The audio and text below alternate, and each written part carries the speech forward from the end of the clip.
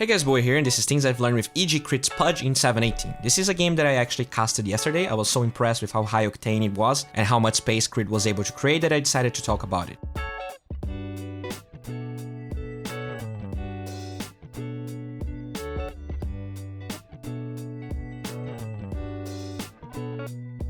The first thing to note in this game is the change-ups in skill build. It is very rare to see Pudges getting Rod level 1 after the nerf to the skill without move speed items or at least an Arbovenom, and in this game Cr1t decided to start with a lot of regen, which means he has neither of those. He's against a Bloodseeker, which means that maintaining health HP levels is important, and because of that he decided to learn level 1 Hook. Knowing that Hook is the better level 1 skill in this game, what he does is actually ward the Dire Bounty rune spot and try to set up and, just poke people out.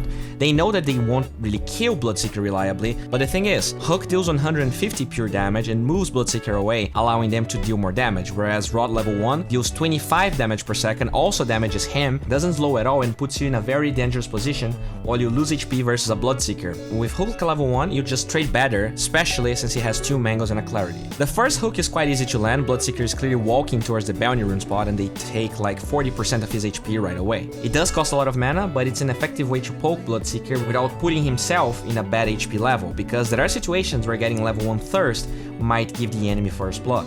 Also note how efficient Cr1t is with his mana usage. He doesn't commit Clarity because he knows that if he hooks Bloodseeker, he'll cancel the Clarity, so he waits until he gets 140 mana again to use the hook and then commit Clarity for the full potential of the item. They just bully the shit out of the Bloodseeker here, while Cr1t is still full HP.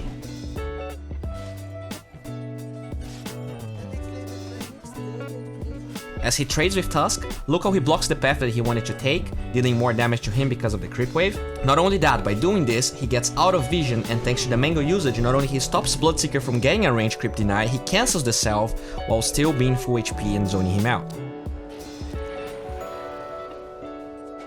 This dual lane meta is way more about poking and bullying than necessarily getting kills. As long as you bully people, they'll be forced to walk back to the fountain or get regen, which takes longer than just respawning and TPing back to the lane. I'm not saying first blood is bad, I'm just saying that level 1 Hook is actually decent now, and only after zoning the entirety of the Dire side he pops the Clarity, knowing that he's safe. As the lane pushes, note how the Beastmaster and him work together to get the denies. Leeching experience from your cores was frowned upon a couple of months ago, but if you can actually zone the enemy core from getting CS while getting all the denies, you're set up for success, and that's exactly what we're seeing over here. Cr1t gets level 2, refills his entire mana pool, and thanks to the hook range buff, he uses the fact that Bloodseeker wants to get the range CS to not only damage him, but force a TP to the base, which really hinders the enemy's game.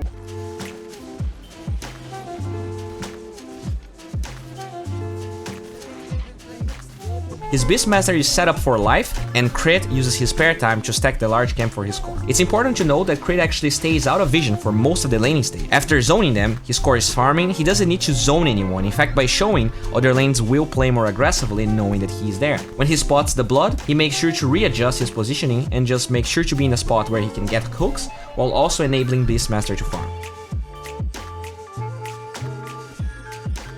The enemy carry is literally the lowest net worth in the enemy team, and Cr1t is not doing anything, he doesn't need to. Another thing to mention is the skill build. Now that Rot is a terrible level 1 skill, and that the hook got buffed, pretty much everyone's getting level 2 Rot to allow for better chasing, especially after level 1 hook got a buff in terms of damage.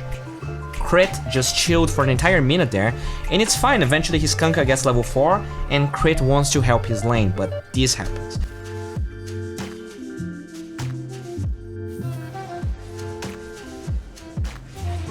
I really like what Cr1t was doing though. Not only he was sending wards to his lane, instead of wasting his time and trying to engage on the Shadow Fiend, he gets a ward going, waits for the Kunkka to go back, and with the follow-up, we can clearly see the buff making an impact. The huge cast range on Torrent and Hook enables this crispy play. And as he claims the Shadow Fiend, he already rotates top expecting the 5-minute rune, and he goes top because he has just a little bit of duration in that ward we talked about in the early game.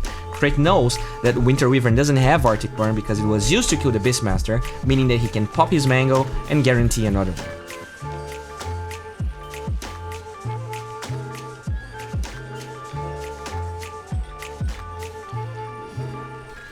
After that, we see the exact same play, the power of level 1 Hook and level 2 Rot. With the reliable disable from Torrent, the Shadow Fiend, or any other stun for that matter, the Shadow Fiend gets destroyed, and Crit decides to rotate top once again. As he gets close to the Bloodseeker, he was waiting for him to commit to one direction, but by realizing that the Bloodseeker wants to get the melee creeps he has, and that the tower will attack right now, he can just close the gap at night, by foot, and get another one. Note that he gets level 3 Rot. Level 3 mid-hook literally means extra 90 damage and 2 seconds less of a cooldown.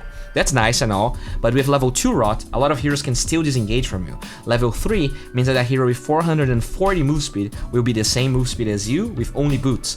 And this is definitely a possibility when you're playing versus Wind Rangers, Shadow Fiends, and Bloodseekers. Speaking of level 3 Rot, as that kill happens, he finds the Wyvern here, and this time, even with the Arctic Burn up, she just falls because of the slow. With the mid lane having the tower so close to each other, Pudge's rotations in that lane with the buffed hook are super easy to do. As long as the Torrent lands, Crit can get onto the Shadow Fiend, and thanks to level 3 Rot, even with boots, Shadow Fiend will never be able to get away. It's important to realize that Pudge never went bottom, Bloodseeker has no stuns, and if Radiant has decent HP levels, he's also a slow hero. Wind Ranger on the other hand has both stuns and is fast, meaning that his rotations are very low percentage there, and that's why he kept alternating between getting kills top and mid. He finds himself in Invis Rune, but his teammates die before he can get there.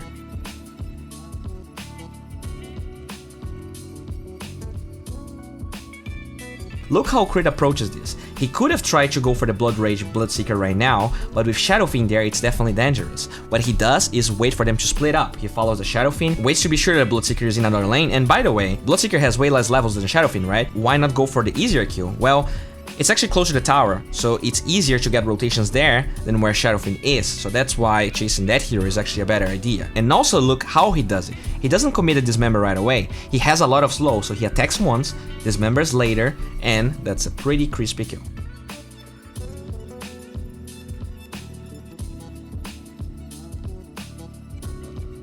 Thanks to his wand and Warlock showing up, he actually walks some of the rupture off, and then he 1-TPs while surviving.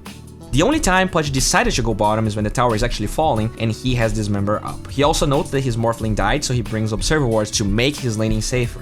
Also, note how he wards but never shows in lane, trying to create a gank opportunity. As the Bounty Rune time comes though, he starts setting up for it, and it's important to see that he does not hook that Bounty Rune. You can hook them for free now, but with level 2 hook having a higher cooldown and Wind Ranger showing, he knows this bounty is relatively safe, and at the same time he wants to make sure he has the skill available if he needs it. Thanks to his patience and Kunkka being quite smart in the way he set up, they do get a kill on Wind Ranger, and this is where things start to get dank and juicy.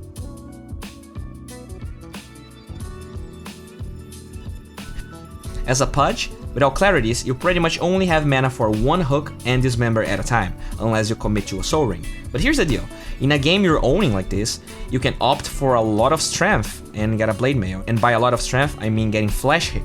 Not only Blade Mail is insanely good this game, 1 point in Flash Hip for crit right now is worth 180 HP, 8 damage and magic resistance. Reducing the cooldown by 2 seconds doesn't change the game very well, but being tankier allows him to use the Blade Mail better and actually survive fights, and thus scale even further. A lot of pros like Jabs and Crit are going for this build if they are having a great game like this one. And remember, Strength was buffed, so Strength is actually better than it was. And they also buff Flash Hip. But anyways, it's also worth noting that Pudge has a ton of HP but 2 armor, which means that building Blade Mail in a game like this one makes him scale like crazy. While the Mega Urn is a great item, it's usually better versus bulky strength heroes, which is not really the case for the Dire lineup.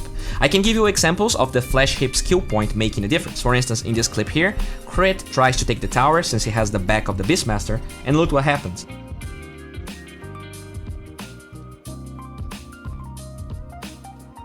Crit gets Rupture, takes Char's damage, punch, they kill the Bloodseeker, and at this point, he has 10 stacks of Flash Hip.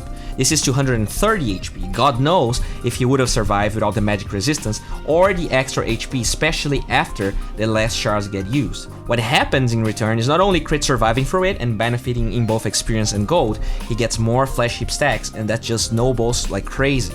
Instead of playing like the Initiator that is there to die for a kill, he's actually this thick, empowered, independent man that is not afraid to take any risks. Because he doesn't have Soul Ring, Crit keeps clarities with him at all times, which is fine. You're not going to be fighting during the mid game most of the time. One thing that I really like is his warding close to 14 minutes. You know what's close to 14? Minute 15. And by warding this area, he's preparing for the imminent movement that Dire will make towards that location.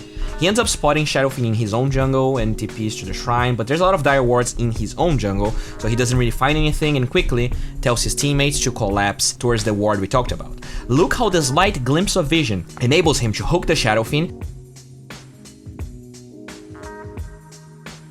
And even though the Tusk gets a great snowball save, his Blade Mail is an insane item at this stage, which doesn't allow them to commit, and that's the beauty of it. They cannot commit because of the Blade Mail, which means he's going to survive through that fight and get more stacks. It doesn't look great for Radiant until Shadow Fiend actually tries to raise, and again, that ward is perfect, giving him a kill, while Crit denies himself. This fight is here to showcase once again the great synergy between learning Flash Hip at level 8 and 9 and the Experienced Talent at level 10. Just watch.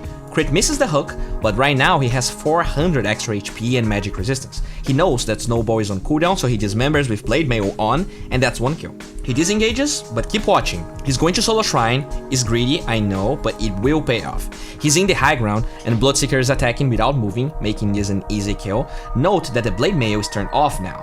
The Wyvern was trying to snipe the Beastmaster, but gets too close, and by walking without attacking, he's 100% sure that he can keep chasing.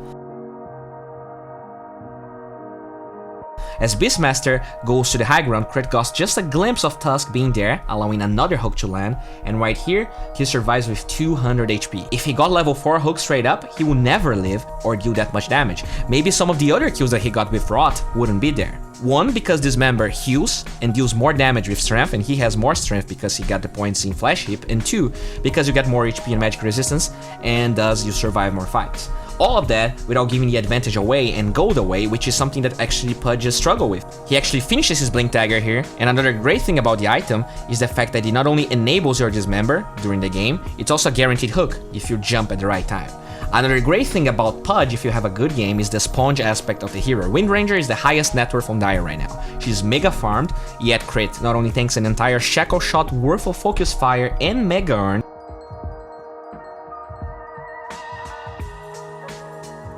he is still tanky enough to secure a kill on her, and only dies because he suicides because of the silence, not before killing the Bloodseeker.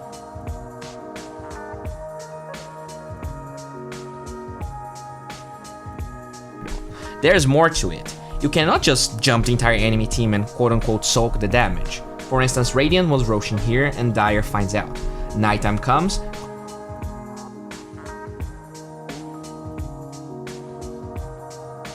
Crit misses the hook on Windranger, but Kunkka gets the X. Trying to jump now is just asking to explode. You can soak damage, not the entire Dire team. After the snowball gets committed, he goes in, which in turn forces Dire to commit a huge ult, like the Winter's Curse on you. You will not die because of it, you're super tanky, and the important part is that you forced a bigger skill.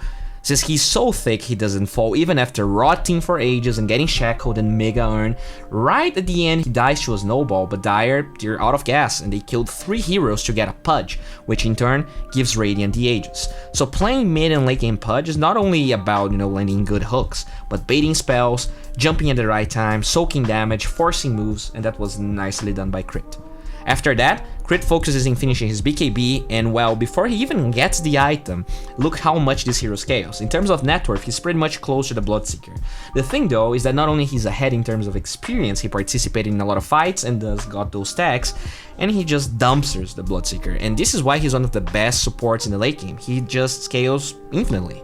And the game pretty much ends around this time. As always guys, I'm streaming every day, and I know that a lot of people are tired of it, so if you're tired of it, you can just skip the video. There's nothing really meaningful after this. I'm trying to make ends meet on Twitch, everyone knows about it. I don't promise top tier casting, but I do promise some analysis, good times, the chance to see players like the Chinese ones. You cannot actually find those when you're in-game. And all my heart and soul poured into this casting journey I set myself into. If you want to know more about my life, follow me on Twitter. If you want to watch my stream, you know how to. Instagram has some live things and some spoilers about videos. And there's also a Discord channel full of nice and cool people. Make sure to check that out. And yeah guys, thanks for watching. This is it for today.